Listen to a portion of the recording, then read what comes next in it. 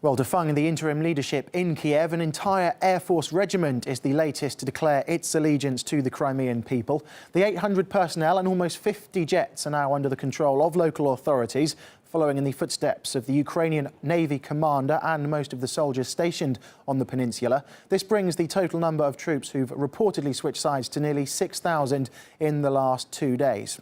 And along with the civilians are preparing to take up arms to protect their national identity, as RT's Maria Finoshna reports. Crimea is on the defensive. Many in this autonomous republic in southern Ukraine, populated mostly by ethnic Russians, fear what happened in Kiev could bury their quiet way of life. But if you want peace, prepare for war. This is the Crimea. There are two roads connecting the peninsula to the mainland, here and here. This is one of them. Two roads that locals say could become two gateways for undesirable forces from the north. And this is why they're here. They fear that Ukrainian fascists pose a major threat. The country's ultra-nationalist right sector group helped topple President Yanukovych. Now many Crimeans are worried that such radicals want to come and open Pandora's box. We want peace in our country. We don't want what was happening in Kiev. We don't want people to be hit with Molotov cocktail or shot or killed. This is a tranquil area. The nearest city is kilometers away. But now the usually sleepy countryside is readying itself as a front line, while locals are preparing to become fighters. I don't want war, but if it happens, no one will ask us, I guess. If they want to coexist peacefully, we are ready. But apparently they don't. They started this, not us.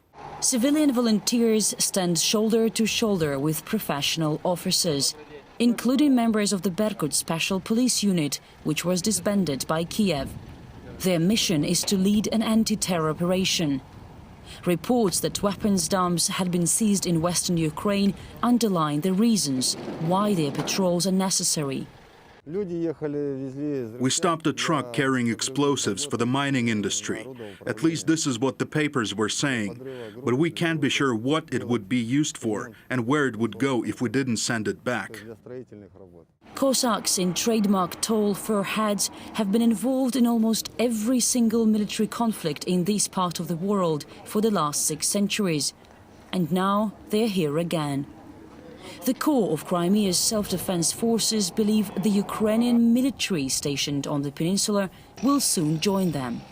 We're against the aggression that they want to impose here against Nazism. And the Ukrainian military listen to us. Many of them have consciously sworn an oath to Crimea. On Sunday, the chief of Ukraine's naval forces, appointed just a day earlier by the interim government in Kiev, pledged his allegiance to the Crimean people. While in central Ukraine, members of one special forces apparently refused to carry out orders from Kiev to attack Crimean self-defense units. They refused because we are one country and one nation. Who do these new rulers think they are? And for locals, it looks increasingly like the home front as they get involved trying to help in any way they can. For now, they're preparing for a war that they do not want, while hoping for a peace that they do.